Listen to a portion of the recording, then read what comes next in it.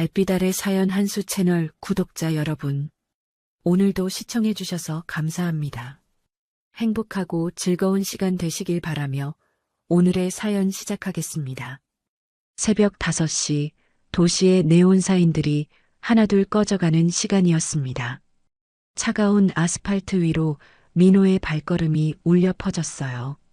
그는 낡은 패딩 점퍼 주머니에서 차 열쇠를 꺼내며 오늘도 긴 하루가 시작됨을 느꼈습니다. 하늘아, 별아, 아빠 다녀올게. 민호는 작은 원룸 안에서 잠든 쌍둥이 아이들을 바라보며 조용히 속삭였어요. 6살 하늘과 별은 낡은 이불 속에서 서로를 꼭 안고 자고 있었습니다. 그들의 작은 얼굴에는 평화로운 잠이 스며들어 있었지만 볼이 조금 홀쭉해 보였죠. 요즘 제대로 된 식사를 못 해줘서 그런 것 같아 마음이 아팠어요. 대리운전을 시작한 지도 벌써 6개월. 처음에는 이렇게 오래 할 생각이 아니었는데 어느새 이 일이 민호의 밤을 채우는 유일한 수입원이 되어버렸습니다. 새벽 5시부터 오후 2시까지는 건설 현장에서 벽돌을 나르고 시멘트를 섞었어요. 허리는 끊어질 것 같고 손바닥은 물집으로 가득했지만 그래도 참아야 했습니다. 저녁 8시부터 새벽 4시까지는 도로 위에서 취한 손님들을 태우며 하루하루를 버텨냈어요. 아저씨, 빨리 가요. 늦겠다고요. 어젯밤에도 술에 취한 회사원이 뒷자리에서 소리를 질렀죠. 민호는 참으며 안전하게 운전했지만 그 사람은 내리면서 욕을 하며 문을 세게 닫았습니다. 그래도 민호는 참았어요. 돈을 받을 수 있으니까요. 하늘과 별의 우유가, 기저귀가, 그리고 매달 밀려드는 빚을 생각하면 그 정도는 참을 수 있었거든요. 그런데 아내 수정은 점점 이상해지고 있었습니다. 처음에는 동네 아줌마들과 고스톱을 치는 정도였어요. 그냥 심심풀이야. 돈 안 걸어.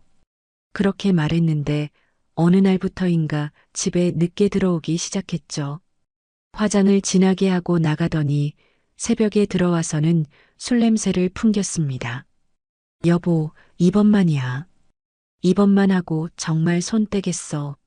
수정은 눈물을 흘리며 민호에게 매달렸어요. 하지만 그것도 거짓말이었습니다. 집안의 비상금부터 시작해서 아이들을 위해 모아둔 적금까지 그녀는 모든 것을 도박으로 날려버렸어요. 심지어 민호 몰래 아이들 통장까지 털었습니다. 엄마가 왜 우리 돼지 저금통을 깼어? 하늘이 눈물을 글썽이며 물었을 때 민호는 어떻게 대답해야 할지 몰랐어요. 엄마가 급한 일이 있으셔서 그래. 나중에 다시 채워드릴게. 그렇게 말했지만 민호 자신도 언제 그럴 수 있을지 확신이 없었습니다. 빚은 기하급수적으로 늘어났어요. 처음에는 100만 원 정도였는데 이자가 이자를 낳아 어느새 5천만 원이 넘어버렸죠. 사채업자들이 집 앞에 나타난 날 민호는 정말 절망했습니다. 야, 이 새끼야. 돈 안 갚으면 가만 안 둔다. 문신을 한 무서운 사람들이 집 문을 발길질하며 소리쳤을 때 하늘과 별은 무서워서 아빠 뒤에 꼭 숨어 있었어요. 작은 손으로 민호의 바지를 꽉 잡고 벌벌 떨고 있었죠. 아빠 무서워. 별이 작은 목소리로 중얼거렸을 때 민호의 마음은 찢어질 것 같았습니다. 아이들 있잖아요. 제발. 민호가 간신히 말했지만 그들은 개의치 않았어요. 집안의 TV, 냉장고, 심지어 아이들 장난감까지 하나씩 가져갔습니다. 하늘과 별은 자신들의 소중한 인형이 사라지는 걸 보며 울었지만 어쩔 수 없었어요. 결국 수정은 어느 날 밤 쪽지 하나만 남기고 완전히 사라져버렸습니다. 미안해. 더 이상 못 견디겠어. 아이들 잘 부탁해. 그게 전부였어요. 민호는 그 쪽지를 떨리는 손으로 읽으며 한참을 울었습니다. 하늘과 별은 잠에서 깨어 엄마는? 하고 물었지만 민호는 출장 가셨어. 금방 오실 거야 라고 거짓말할 수밖에 없었죠. 결국 집마저 빼앗기게 되었고 민호는 쌍둥이와 함께 작은 원룸으로 이사를 가야 했습니다. 보증금도 제대로 못 내서 지하 반지하 같은 곳이었어요. 곰팡이 냄새가 나고 창문도 작았지만 그래도 비를 피할 수 있는 곳이었으니까요. 그곳에서 민호는 더욱 치열하게 일했습니다. 새벽부터 밤늦게까지 쉬는 시간 없이 일해도 빚은 줄어들지 않았어요. 오히려 생활비와 아이들 양육비 때문에 더 힘들어졌죠. 어떨 때는 하늘과 별이 아빠 배고파라고 말할 때 라면으로 때워야 하는 날들이 이어졌습니다. 어느 날 밤 민호는 큰 결심을 했어요. 현역 입대를 하는 것이었습니다.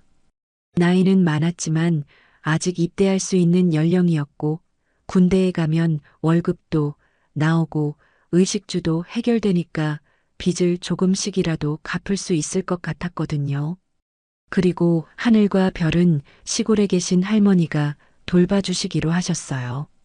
아빠가 잠깐만 갔다 올게. 정말 금방 돌아온다. 민호는 잠든 아이들의 이마에 키스를 하며 다짐했습니다. 하지만 마음 한편으로는 이런 선택밖에 할 수 없는 자신이 한심했고 아이들에게 미안했어요.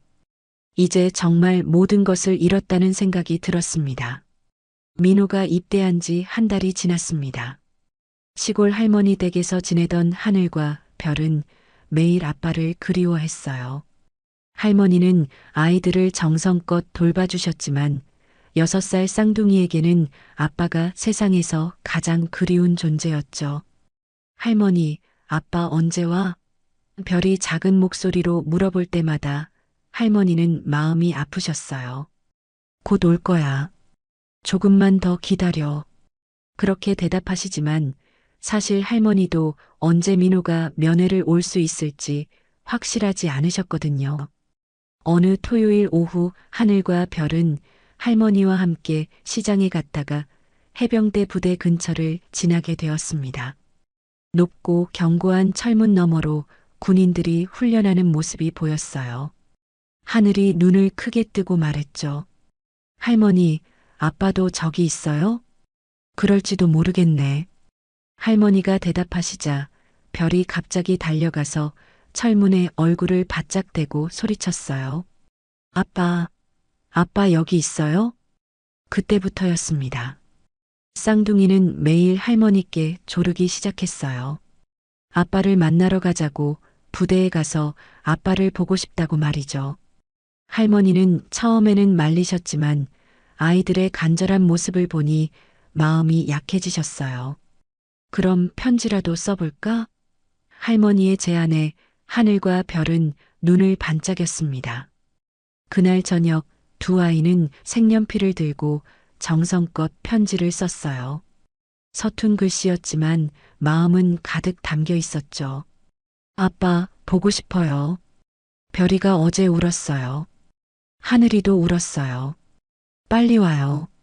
하늘이 쓴 편지였어요. 아빠 아프지 마요. 우리 착하게 있을게요. 할머니 말씀 잘 들어요. 별이 쓴 편지에는 아빠 얼굴을 그린 그림도 있었어요. 다음 날 하늘과 별은 할머니 손을 잡고 해병대 부대로 향했습니다. 작은 가방에는 아빠가 좋아하는 과자와 편지를 꼭 챙겼어요. 길을 걸으면서 하늘이 말했죠. 할머니, 아빠가 우리 보면 정말 좋아할 거예요.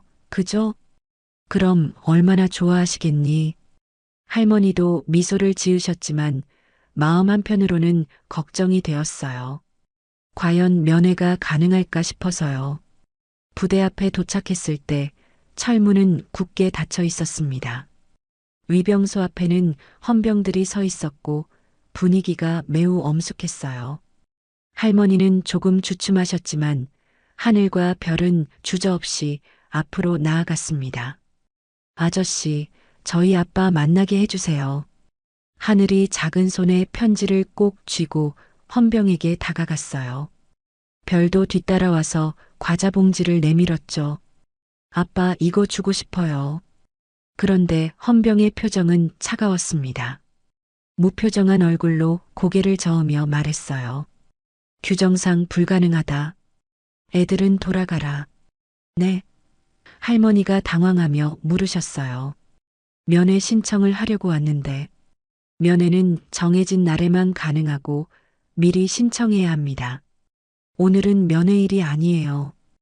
헌병의 목소리는 딱딱했어요. 하늘과 별은 이해할 수 없었습니다.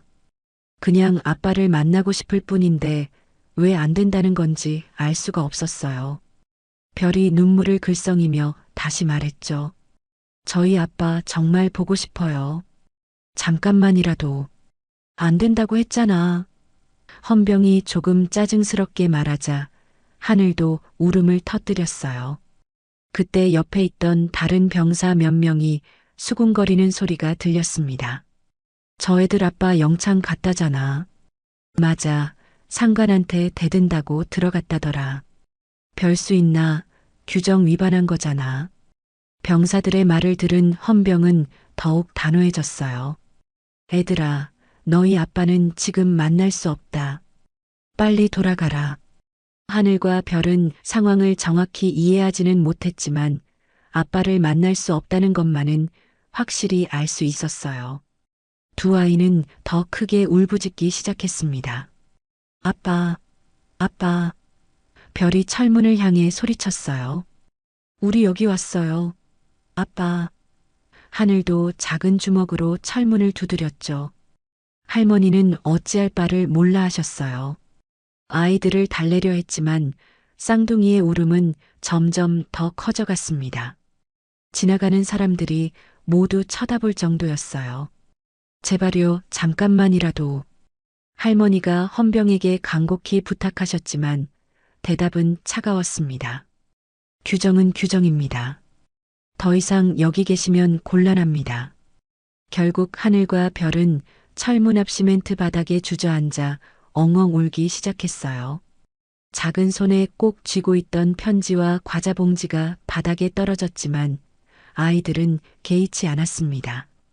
그저 아빠가 그리웠고 만나고 싶었을 뿐이에요. 아빠, 아빠.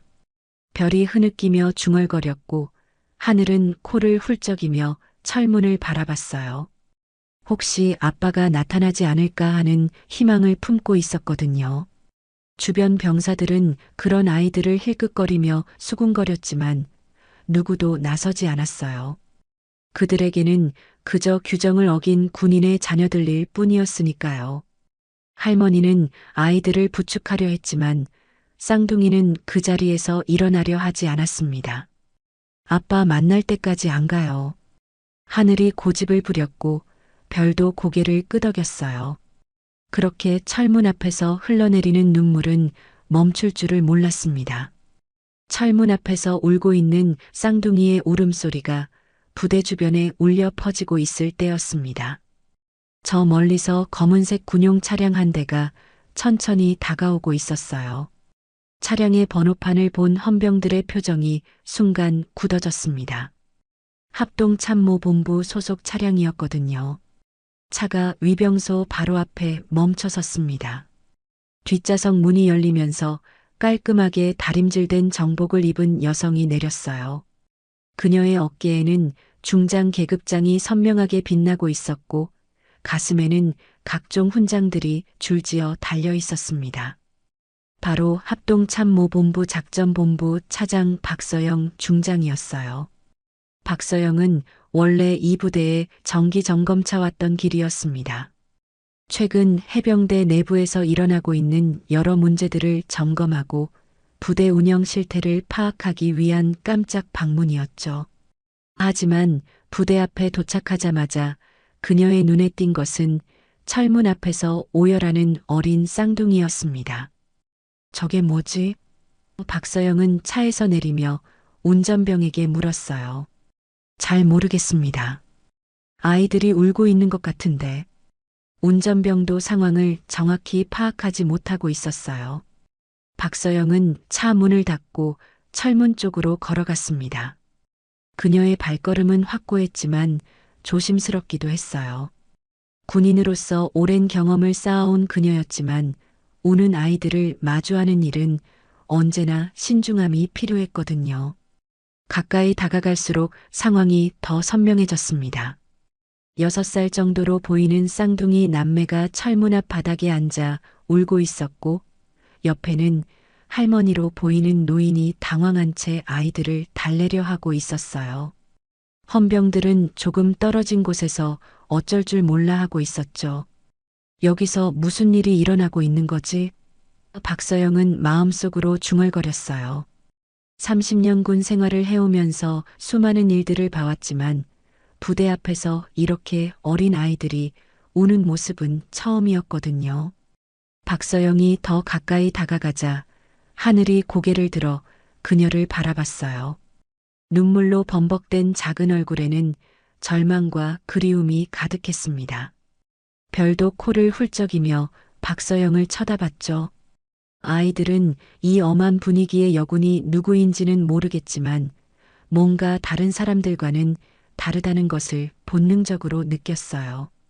박서영은 아이들 앞에서 무릎을 굽혔습니다. 정장 바지가 바닥에 닿는 것도 개의치 않았어요. 그녀의 목소리는 의외로 부드러웠습니다. 얘들아, 여기서 뭐 하고 있니? 하늘이 훌쩍거리며 대답했어요. 아빠 보고 싶어서요. 아빠를 만나러 왔구나. 그런데 왜 울고 있어? 박서영의 질문에 별이 작은 손을 들어 코를 닦으며 말했어요. 아저씨가 안 된다고 해요. 아빠 못 만난대요. 박서영은 고개를 돌려 헌병들을 바라봤습니다.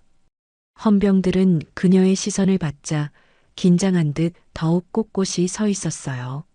하지만 아직 박서영이 누구인지 정확히 파악하지는 못한 것 같았습니다. 할머니께서는 어떤 상황이신지 설명해 주실 수 있으세요? 박서영이 할머니에게 정중히 물었어요. 할머니는 떨리는 목소리로 설명하기 시작하셨어요. 이 아이들 아버지가 이 부대에 입대를 했어요. 한 달 전에요. 그런데 아이들이 너무 아빠를 그리워해서 면회를 신청하러 왔는데 헌병분이 안 된다고 하시네요. 면회 규정을 확인해 보셨나요? 박서영이 물었죠. 그게 할머니가 말끝을 흐렸을 때 하늘이 작은 손에서 구겨진 편지를 꺼냈어요. 이거 아빠 주려고 했는데 하늘의 목소리는 더욱 작아졌어요. 박서영은 그 편지를 받아들었습니다. 봉투에는 서툰 글씨로 아빠께라고 적혀 있었고 색연필로 그린 하트 모양도 있었어요. 편지의 무게는 가벼웠지만 그 안에 담긴 마음의 무게는 결코 가볍지 않다는 것을 박서영은 알 수 있었습니다. 정말 예쁘게 썼네. 박서영이 편지를 보며 미소를 지었을 때 별이 눈을 반짝이며 말했어요. 제가 아빠 그림도 그렸어요. 그래, 나중에 꼭 보여줘. 박서영의 말에 별은 처음으로 울음을 그쳤어요. 그때 박서영은 옆에 놓인 과자 봉지를 발견했습니다. 아이들이 아빠에게 주려고 준비한 것이겠죠. 봉지가 조금 찢어져 있었지만 아이들의 정성이 고스란히 느껴졌어요. 이것도 아빠 주려고 준비한 거야? 네, 아빠가 좋아하는 과자예요. 하늘이 자랑스럽게 말했어요. 박서영은 천천히 일어서서 주변을 둘러봤습니다. 헌병들, 지나가는 병사들, 그리고 멀리서 지켜보는 사람들까지 모든 시선이 이 작은 사건에 집중되어 있었어요. 하지만 아무도 나서서 해결하려 하지 않았습니다. 아이들 아버지 성함이 어떻게 되시죠? 박서영이 할머니에게 물었어요. 김민호라고 합니다. 한 달 전에 입대했어요. 박서영은 고개를 끄덕이며 다시 아이들을 바라봤습니다. 하늘과 별은 이제 울음을 그쳤지만 여전히 눈가가 빨갛게 부어 있었어요. 그들의 작은 손은 서로를 꽉 잡고 있었고 박서영을 향한 눈빛에는 간절함과 희망이 섞여 있었습니다. 잠깐만 기다려봐. 내가 한번 알아볼게. 박서영이 말하자 하늘이 눈을 크게 뜨며 물었어요. 정말요? 아빠 만날 수 있어요? 약속은 못하지만 최선을 다해볼게. 박서영의 대답에 별도 작은 희망을 품기 시작했어요. 그때 박서영의 눈에 위병소 쪽에서 이 상황을 지켜보고 있는 헌병들이 보였습니다. 그들은 여전히 그녀가 누구인지 정확히 모르는 것 같았어요. 이제 직접 나서야 할 때가 온 것 같았습니다. 박서영이 아이들을 부축해 위병소로 향하려는 순간이었습니다. 헌병 장교 한 명이 성큼성큼 다가와서 그들 앞을 가로막았어요. 계급장을 보니 대위였습니다. 그의 얼굴에는 짜증과 경계심이 뒤섞여 있었어요. 잠깐만요. 여기는 출입 통제 구역입니다. 대위의 목소리는 단호했어요. 신분을 밝히지 않으면 들어갈 수 없습니다. 박서영은 잠시 그를 바라봤습니다. 젊은 장교의 얼굴에는 규정에 대한 맹목적인 고집이 느껴졌어요. 아마 갓 임관한 지 얼마 안 된 것 같았습니다. 이런 류의 장교들을 그녀는 군 생활 동안 수없이 봐왔거든요. 신분증 확인이 필요하다는 말씀이신가요? 박서영이 차분하게 물었어요. 당연합니다. 여기는 군사보안구역이에요. 아무나 들어올 수 있는 곳이 아니라고요. 대위가 더욱 고압적인 톤으로 말했죠. 특히 민간인 아이들을 데리고 오시면 더더욱 곤란합니다. 하늘과 별은 갑자기 높아진 목소리에 놀라 다시 울음을 터뜨리기 시작했어요. 할머니는 어쩔 줄 몰라 하시며 아이들을 달래려 했지만 쌍둥이의 울음은 쉽게 그치지 않았습니다. 아빠 만나고 싶어요. 별이 흐느끼며 박서영의 바지자락을 잡았어요. 박서영은 깊게 숨을 들이쉬고 군증을 꺼냈습니다. 하지만 대위는 군증을 대충 훑어보더니 더욱 거만한 표정을 지었어요. 합참이든 모든 규정은 규정입니다. 대위가 팔짱을 끼며 말했죠. 여기는 해병대 부대고 저희에게는 저희만의 절차가 있어요. 아이들 올린다고 해서 규정을 어길 수는 없습니다. 주변에서 지켜보던 다른 헌병들과 병사들도 웅성거리기 시작했어요. 어떤 이는 맞다, 규정이 중요하지라고 속삭였고 다른 이는 애들이 불쌍하긴 하지만 이라며 중얼거렸습니다. 저 아이들이 왜 여기 왔는지 사정을 들어보셨나요? 박서영이 참을성 있게 물었어요. 사정이 뭐든 상관없습니다. 면회는 정해진 절차를 거쳐야 해요. 대위의 대답은 차갑기만 했어요. 게다가 저 아이들 아버지는 현재 영창에 있어서 면회 자체가 불가능합니다. 영창이라고요? 박서영의 목소리에 약간의 변화가 생겼어요. 네, 상관 명령 불복종으로 영창 처분을 받았어요. 그러니까 아무리 때를 써도 만날 수 없다고요. 대위가 단정적으로 말했죠. 하늘이 영창이 뭐예요? 라고 물었지만 대위는 아이의 질문을 무시했어요. 대신 박서영을 향해 더욱 강경하게 말을 이어갔습니다. 여기서 더 소란을 피우시면 경고 조치를 취할 수밖에 없습니다. 아이들 데리고 돌아가세요. 그 순간 별이 더 크게 울면서 아빠, 라고 소리쳤어요. 하늘도 따라서 울기 시작했죠. 할머니는 두 손으로 아이들을 안으려 했지만 쌍둥이는 그 자리에서 움직이려 하지 않았습니다. 제발이요. 할머니가 대위에게 간곡히 부탁하셨어요. 잠깐만이라도 아버지 얼굴만 보게 해주세요. 아이들이 너무 그리워해서. 규정 위반은 규정 위반입니다. 대위가 목소리를 높였어요. 더 이상 여기 계시면 정말 조치를 취하겠습니다. 주변의 병사들이 수군거리는 소리가 더 커졌어요. 왜 저렇게 고집을 부리지? 애들이 불쌍하긴 한데. 규정이니까 어쩔 수 없는 거 아닌가? 저 여자 누군지 모르겠네. 합참에서 왔다는데. 박서영은 이 모든 상황을 지켜보며 마음속 깊은 곳에서 분노가 올라오는 것을 느꼈습니다.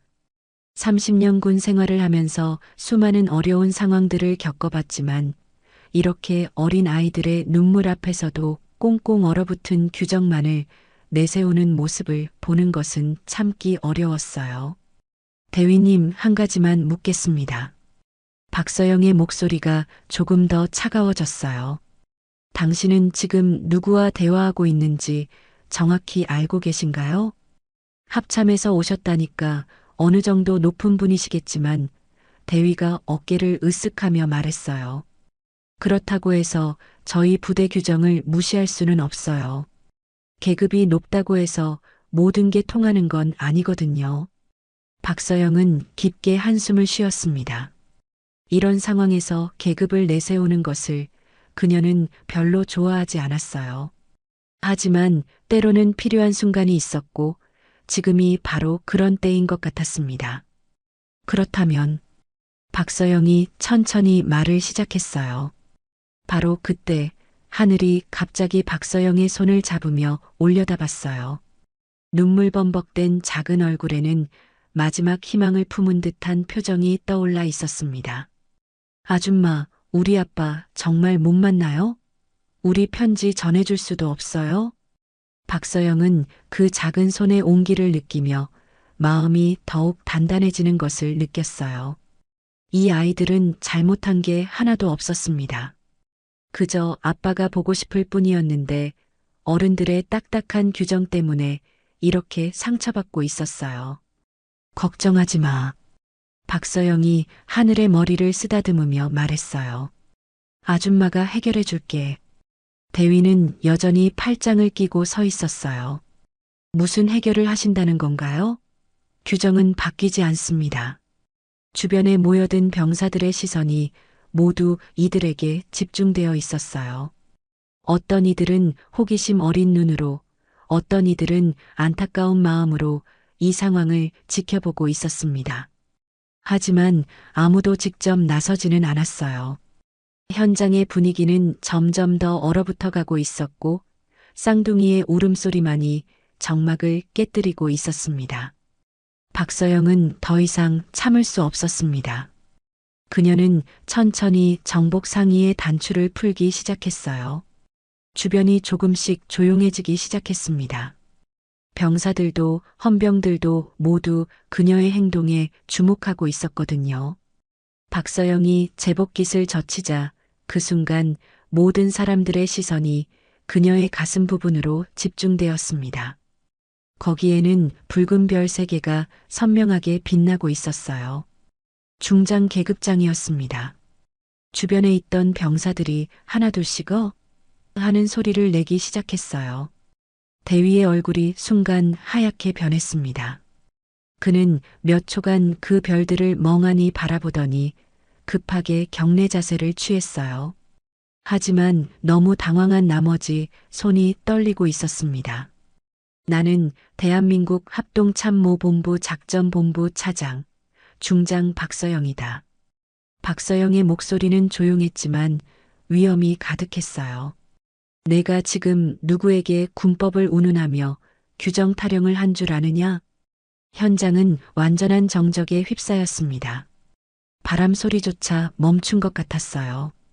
주변에 있던 병사들은 모두 얼어붙은 채로 서 있었고 몇몇은 입을 벌린 채 믿지 못하겠다는 표정을 짓고 있었습니다. 중장님, 대위가 떨리는 목소리로 외쳤어요. 죄송합니다. 몰라 뵈었습니다. 하지만 박서영의 표정은 전혀 풀리지 않았습니다. 오히려 더욱 차갑게 굳어져 있었어요. 몰라봤다고? 군증을 보여줬는데도 몰라봤다고? 박서영이 한 걸음 앞으로 나서자 대위는 더욱 작아져 보였어요. 계급이 높다고 해서 모든 게 통하는 건 아니라고 했지? 죄송합니다. 대위의 목소리는 거의 속삭임에 가까웠어요. 주변 병사들도 하나둘씩 경례 자세를 취하기 시작했습니다. 어떤 병사는 세상에 진짜 중장님이셨어라고 중얼거렸고 다른 병사는 완전 큰일 났다라고 속삭였어요. 하늘과 별은 상황이 바뀌었다는 것을 느꼈지만 정확히 무엇이 어떻게 된 건지는 이해하지 못했어요. 다만 아까까지 무서웠던 아저씨가 갑자기 작아져서 고개를 숙이고 있다는 것만은 알 수 있었습니다. 아줌마가 대단한 사람이에요? 별이 작은 목소리로 박서영에게 물었어요. 박서영은 무릎을 굽혀 별의 눈높이에 맞춰 대답했습니다. 아줌마도 여기서 일하는 사람이야. 다만 조금 더 높은 곳에서 일할 뿐이야. 그럼 아빠 만날 수 있어요? 하늘이 기대에 찬 목소리로 물었어요. 그래, 만날 수 있어. 박서영의 대답에 쌍둥이의 얼굴에 처음으로 밝은 표정이 스쳤습니다. 박서영은 다시 일어서서 대위를 바라봤어요. 지금 당장 김민호 병장의 현재 상황을 상세히 보고하라. 예. 김민호 병장은 현재 영창에. 대위가 말을 더듬었어요. 영창에 간 이유를 정확히 말하라. 상관의 부당한 지시를 거부했다는 혐의로. 부당한 지시? 박서영의 목소리가 더욱 날카로워졌어요. 어떤 부당한 지시인지 구체적으로 설명하라. 대위는 식은땀을 흘리며 더듬거렸어요. 그것은 부대장님께 직접. 지금 내가 묻고 있다. 박서영의 목소리가 부대 전체에 울려 퍼졌어요. 내가 아는 범위 내에서 즉시 대답하라. 예. 대위가 거의 울먹거리며 대답했어요. 김민호 병장이 훈련 중에 후임병을 과도하게 체벌하라는 지시를 거부했습니다. 그리고 그것이 부당하다고 상관에게 직접 항의했습니다. 박서영의 눈빛이 더욱 차갑게 변했어요. 주변 병사들도 숨죽이며 이 대화를 듣고 있었습니다. 후임병을 과도하게 체벌하라는 지시를 거부했다고? 박서영이 다시 한번 확인했어요.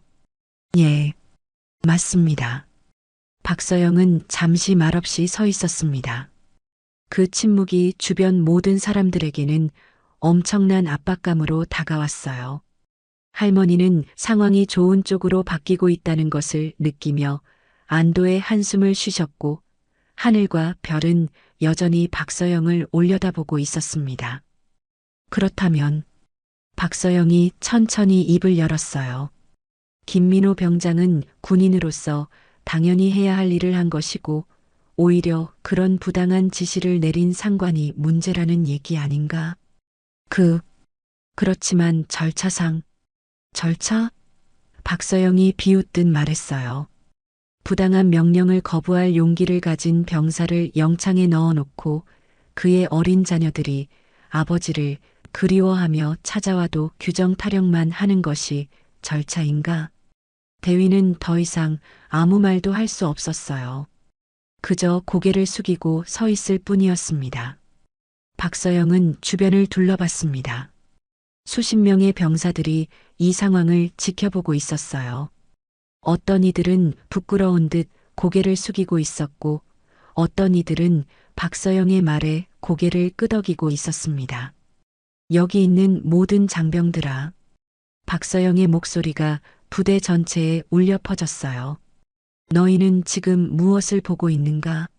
정의를 실현하려던 동료를 영창에 가둬놓고 그의 어린 자녀들마저 외면하는 모습을 보고 있는 것 아닌가? 병사들은 아무도 대답하지 못했어요. 다만 서로의 얼굴을 바라보며 미안함과 부끄러움을 느끼고 있었습니다. 하늘이 조용히 박서영의 옷자락을 잡으며 물었어요. 아줌마, 이제 아빠 만날 수 있어요? 박서영은 다시 무릎을 굽혀 아이를 바라봤습니다. 그래, 곧 만날 수 있어. 아줌마가 약속할게. 박서영은 즉시 행동에 나섰습니다. 지금 당장 김민호 병장의 전체 기록을 가져와라. 입대 이후부터 영창 처분까지의 모든 문서 말이다. 그녀의 명령에 대위는 허둥지둥 뛰어가며 서류를 준비하기 시작했어요. 한편 박서영은 하늘과 별이 들고 있던 편지 봉투를 다시 자세히 살펴봤습니다. 봉투 겉면에는 색연필로 그린 하트와 함께 아빠 힘내세요라는 글씨가 삐뚤빼뚤하게 적혀 있었어요. 박서영이 조심스럽게 편지를 꺼내자 하늘과 별은 긴장한 표정으로 지켜봤습니다. 읽어봐도 될까? 박서영이 아이들에게 물었고 쌍둥이는 고개를 끄덕였어요. 편지를 펼쳐보자 서툰 글씨로 쓰인 내용이 눈에 들어왔습니다. 아빠, 우리 많이 보고 싶어요. 할머니가 아빠는 나라를 지키러 갔다고 했어요. 아빠 아프지 마세요. 우리 착하게 있을게요. 빨리 와서 같이 놀아요. 사랑해요. 하늘이 쓴 편지였어요. 별이 쓴 편지에는 글씨보다 그림이 더 많았어요. 아빠로 보이는 사람과 자신들이 손을 잡고 있는 그림, 그리고 아빠 힘내라는 짧은 글귀가 있었습니다. 그림 속 아빠는 웃고 있었고 하늘과 별도 활짝 웃는 모습으로 그려져 있었어요. 박서영은 편지를 읽으며 목이 메는 것을 느꼈습니다. 30년 군 생활을 하면서 수많은 어려운 상황들을 겪어봤지만 이렇게 순수한 마음이 담긴 편지를 보는 것은 처음이었어요. 아이들은 아빠가 왜 영창에 있는지도 모른 채 그저 보고 싶다는 마음만 가득했거든요. 그때 대위가 두꺼운 파일을 들고 다가왔습니다. 중장님, 김민호 병장의 모든 기록입니다. 박서영은 파일을 받아들고 빠르게 내용을 훑어봤어요. 입대 후 훈련 성적, 생활 태도, 그리고 문제가 된 사건의 전말까지 모든 것이 기록되어 있었습니다. 기록을 읽어보니 상황이 더욱 명확해졌어요. 김민호는 입대 후 모범적인 군 생활을 해왔습니다. 훈련 성적도 우수했고 동료들과의 관계도 좋았어요. 문제는 한 달 전에 일어난 사건이었습니다. 당시 김민호의 직속 상관이었던 소대장이 후임병에게 과도한 체벌을 가하라고 지시했던 것이었어요. 그것도 사소한 실수 때문이었습니다. 김민호는 그 상황에서 이건 부당한 명령입니다라고 당당히 말했고 결국 상관 모독 혐의로 영창에 들어가게 된 것이었죠. 이게 상관 모독이라고? 박서영의 목소리에는 분노가 섞여 있었어요. 부당한 명령을 거부하는 것이 군법 위반인가? 대위는 땀을 뻘뻘 흘리며 대답했어요. 그렇지만 절차를 거치지 않고 직접 항의를. 절차? 박서영이 서류를 탁 하고 책상에 내려놓았어요. 후임병이 부당하게 맡고 있는데 절차부터 밟으라고? 그럼 그 사이에 후임병은 어떻게 되는 건가? 주변에서 듣고 있던 병사들의 표정이 어두워졌습니다. 아마 비슷한 경험을 해봤거나 목격한 적이 있는 것 같았어요. 어떤 병사는 고개를 끄덕이며 맞는 말씀이다라고 중얼거렸습니다. 박서영은 다시 편지를 들여다봤어요. 하늘이 쓴 글 중에 나라를 지키러 갔다는 부분이 특히 마음에 와 닿았습니다. 이 순수한 아이들은 아빠가 정말로 나라를 위해 헌신하고 있다고 믿고 있었는데 정작 그 아빠는 올바른 일을 했다는 이유로 영창에 갇혀 있었던 것이에요. 할머니, 박서영이 할머니를 바라보며 말했어요. 김민호 씨가 입대하게 된 사연을 좀 더 자세히 말씀해 주실 수 있나요? 할머니는 잠시 망설이시다가 입을 열었습니다. 사실 민호가 혼자서 아이들을 키우고 있었어요. 아내가 도박 때문에 집을 나간 후로요. 도박 때문에요? 네. 빚이 너무 많이 생겨서 집까지 잃게 되었어요. 민호는 하루에 16시간씩 일했지만 아이들 키우면서 빚까지 갚기는 너무 힘들었나 봐요. 그래서 결국 군대에 들어오기로 결심한 것 같아요. 박서영은 서류를 다시 살펴봤어요. 김민호의 입대 사유란에는 경제적 사정이라고 간단히 적혀 있었지만 그 뒤에 숨겨진 이야기는 이렇게 복잡하고 안타까웠던 것이에요. 그럼 이 아이들은? 제가 돌보고 있어요. 하지만 아이들이 아빠를 너무 그리워해서 할머니의 목소리가 떨렸어요. 하늘이 박서영을 올려다보며 말했어요. 아줌마, 우리 아빠는 나쁜 사람 아니에요. 정말 좋은 아빠예요. 맞아요. 별도 고개를 끄덕였어요. 아빠가 우리한테 나쁜 사람 괴롭히면 안 된다고 했어요. 박서영은 아이들의 말을 들으며 더욱 마음이 아팠습니다. 이 아이들의 아버지는 자신의 신념을 지키기 위해 어려운 선택을 한 것이었어요. 부당한 일에 맞서는 것이 얼마나 어려운 일인지, 특히 군대에서는 더욱 그렇다는 것을 박서영도 잘 알고 있었거든요. 아이들아, 박서영이 무릎을 굽혀 아이들과 눈높이를 맞췄어요. 너희 아빠는 정말 용감한 분이야. 나쁜 일을 보고도 모른 척하지 않는 멋진 아빠란다. 그럼 아빠 잘못한 게 없어요?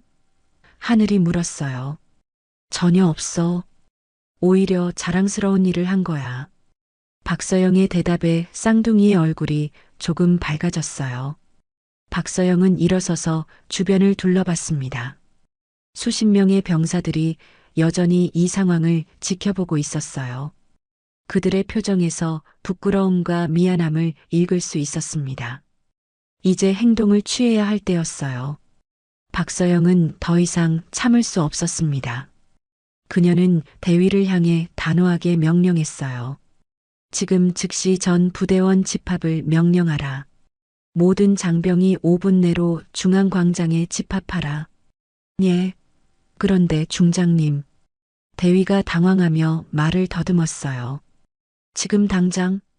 박서영의 목소리가 부대 전체에 울려 퍼졌습니다. 내가 2번 말하는 걸 들어본 적 있나? 대위는 급히 무전기를 잡았어요. 전 부대원 집합.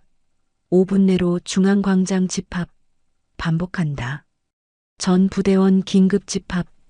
부대 곳곳에서 병사들이 뛰어나오기 시작했습니다. 훈련 중이던 병사들, 내무반에서 휴식 중이던 병사들, 심지어 취사장에서 일하던 병사들까지 모두 급히 집합 장소로 달려왔어요. 박서영은 하늘과 별의 손을 잡고 중앙광장으로 향했습니다. 괜찮아, 무서워하지 마. 그녀의 따뜻한 목소리에 아이들은 조금 안심했어요.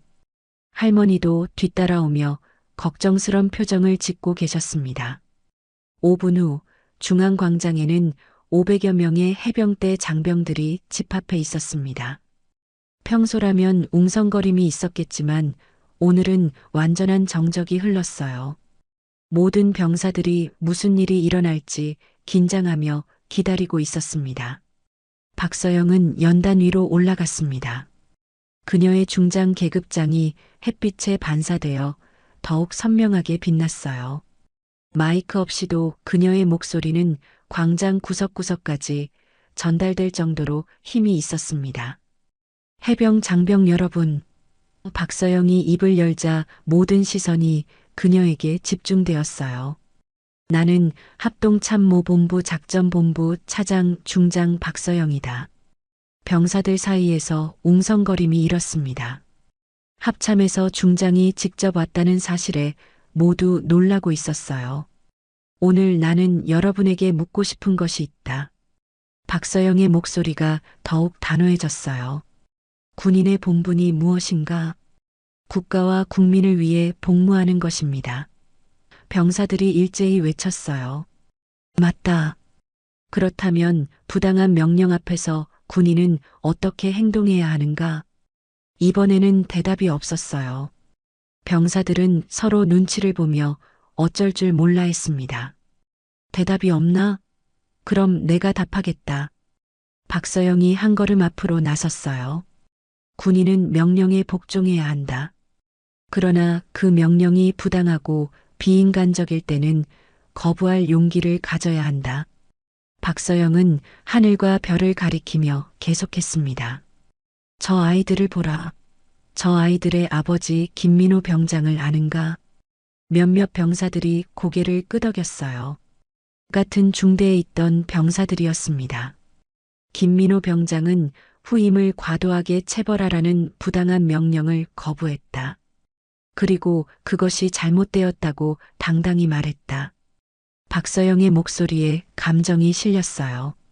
그런데 너희는 그런 용기 있는 동료를 영창에 가둬놓고 심지어 그의 어린 자녀들이 아버지를 그리워하며 찾아와도 규정 타령으로 외면했다. 광장이 조용해졌습니다. 몇몇 병사들은 고개를 숙였고 어떤 병사들은 부끄러워하는 표를 짓고 있었어요. 이것이 해병 정신인가? 이것이 군인 정신인가?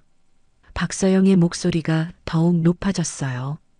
약자를 괴롭히는 일에는 침묵하고 그에 맞서는 사람은 처벌하는 것이 너희가 배운 군인 정신인가? 하늘이 작은 목소리로 아빠 라고 중얼거렸고 별도 눈물을 글썽였어요. 할머니는 두 아이를 꼭 안으며 위로하고 계셨습니다. 저 아이들은 한 달 동안 아버지를 그리워했다. 박서영이 아이들을 바라보며 말했어요. 매일 밤 아버지를 생각하며 편지를 썼고 과자를 준비했다.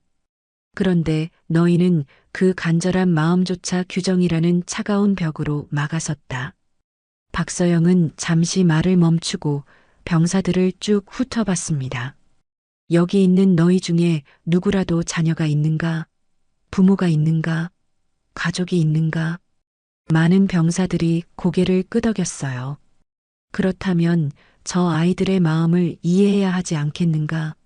가족을 그리워하는 마음, 사랑하는 사람을 보고 싶어 하는 마음을 모르겠는가? 어떤 병사는 눈물을 훔쳤고 어떤 병사는 주먹을 꽉 쥐고 있었어요. 박서영의 말이 그들의 마음 깊숙이 와닿고 있었습니다. 김민호 병장은 잘못하지 않았다.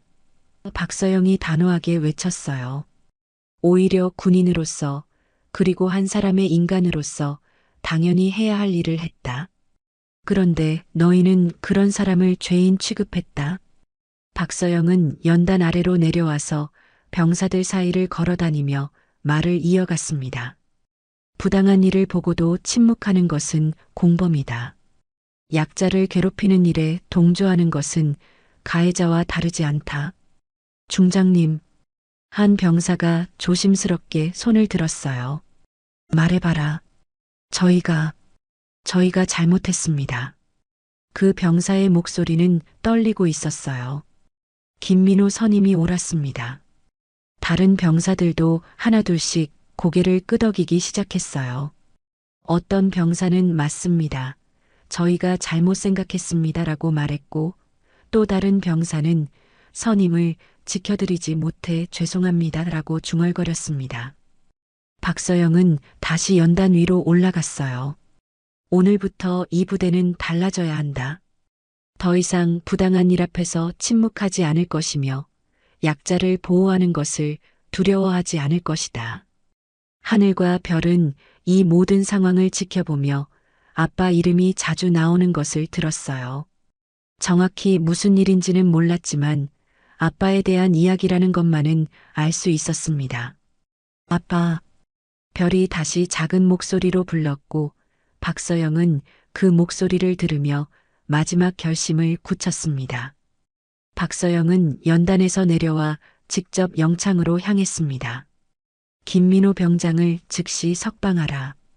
그녀의 명령에 영창 담당 헌병은 당황했지만 즉시 따를 수밖에 없었어요. 무거운 철문이 천천히 열렸습니다. 그 안에서 초췌한 모습의 민호가 나왔어요. 한 달간의 영창 생활로 뺨이 홀쭉해졌고 눈가에는 깊은 피로가 서려 있었습니다. 하지만 그의 눈빛만은 여전히 흔들리지 않고 있었어요. 민호는 갑작스러운 상황에 어리둥절했습니다. 영창에서 나오라고 하는데 무슨 일인지 알 수가 없었거든요.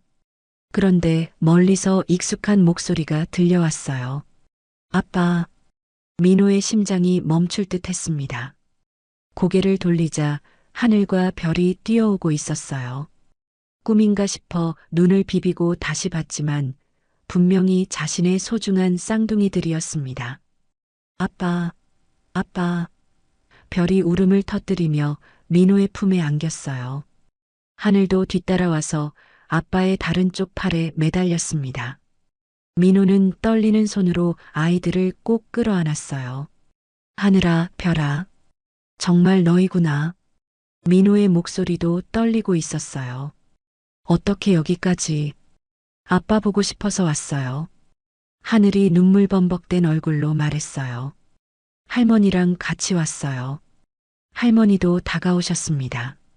민호야, 고생 많았구나. 민호는 할머니께 고개를 숙였어요. 죄송합니다. 아이들 돌봄까지. 무슨 소리냐? 우리가 가족이 아니냐? 할머니의 목소리에도 감정이 실려 있었어요. 그때 박서영이 천천히 다가왔습니다. 민호는 그녀의 계급장을 보고 급히 경례를 부르려 했지만 박서영이 손을 들어 저지했어요. 김민호 병장, 경례는 생략하자. 지금은 아버지로서 아이들과 만나는 시간이니까. 민호는 혼란스러웠어요. 왜 이렇게 높은 분이 여기 계시는지, 왜 자신을 영창에서 내보내주셨는지 이해할 수 없었거든요. 저기, 죄송하지만 무슨 일이. 아빠, 이 아줌마가 도와줬어요. 별이 박서영을 가리키며 말했어요. 정말 대단한 사람이래요. 박서영은 무릎을 굽혀 아이들과 눈높이를 맞췄습니다. 아이들아, 아빠에게 편지 전해드리지 않을래? 하늘과 별은 그제야 생각난다는 듯이 구겨진 편지 봉투를 꺼냈어요. 아빠, 이거 드리려고 왔어요. 민호는 떨리는 손으로 편지를 받았습니다. 봉투를 열어보니 아이들의 서툰 글씨와 그림이 나왔어요. 아빠 힘내세요. 사랑해요. 빨리 와요. 간단한 글귀였지만 민호의 눈에서는 눈물이 쏟아졌습니다. 고마워. 정말 고마워. 민호가 아이들을 더 꽉 안으며 중얼거렸어요. 박서영은 일어서서 주변에 모여든 병사들을 바라봤습니다. 여러분, 이것을 잘 봐두십시오. 이것이 바로 우리가 지켜야 할 것들입니다. 가족의 사랑, 부모와 자식 간의 그리움, 그리고 서로를 향한 마음 말입니다. 병사들은 모두 숙연한 표정으로 이 재회를 지켜보고 있었어요. 많은 이들의 눈가가 붉어져 있었습니다. 김민호 병장, 박서영이 민호를 불렀어요. 예. 민호가 자세를 바로 했어요. 당신은 군인으로서 올바른 일을 했습니다. 부당한 명령에 맞선 용기, 약자를 보호하려는 정의감, 그것이 진정한 군인 정신입니다. 민호의 눈에서 또다시 눈물이 흘렀어요. 한 달 동안 자신이 잘못한 건 아닌지 고민했던 마음이 비로소 풀리는 것 같았습니다. 박서영은 전체 병사들을 향해 마지막으로 말했어요. 오늘부터 이 부대는 새롭게 시작합니다. 김민호 병장의 영창 처분은 즉시 취소되며 그에게 포상휴가 7일을 부여합니다. 감사합니다. 민호가 깊이 고개를 숙였어요. 그리고 앞으로 이 부대에서는 부당한 일에 맞서는 것을 두려워하지 마십시오. 정의를 실현하는 것이 처벌받는 일이 되어서는 안 됩니다. 병사들이 일제히 예, 라고 대답했어요. 그들의 목소리에는 새로운 다짐이 서려 있었습니다. 하늘이 민호의 손을 잡으며 말했어요. 아빠, 이제 집에 가요. 그래, 집에 가자. 민호가 아이들의 머리를 쓰다듬으며 대답했어요. 박서영은 그 모습을 바라보며 조용히 미소를 지었습니다. 오늘 이 부대는 진정으로 다시 태어났습니다. 앞으로는 가족의 눈물을 외면하지 않을 것이며 정의를 실현하는 용기를 잃지 않을 것입니다. 민호 가족이 부대를 떠날 때 모든 병사들이 일제히 경례를 붙였습니다. 그것은 단순한 의례가 아니라 진정한 군인 정신을 보여준 한 사람에 대한 존경의 표현이었어요. 하늘과 별은 아빠의 양손을 잡고 걸으며 행복해했습니다. 할머니도 뒤따라오시며 안도의 한숨을 쉬셨어요. 박서영은 그들의 뒷모습을 바라보며 가슴 깊은 곳에서 따뜻함을 느꼈습니다. 바람에 하늘과 별의 편지가 살짝 펄럭였고 그 편지에 그려진 가족 그림이 햇빛에 반짝였습니다. 진정한 용기와 사랑이 만나 만들어낸 기적 같은 하루였어요. 그리고 그 감동은 부대에 남아있는 모든 사람들의 마음에 깊이 새겨졌습니다.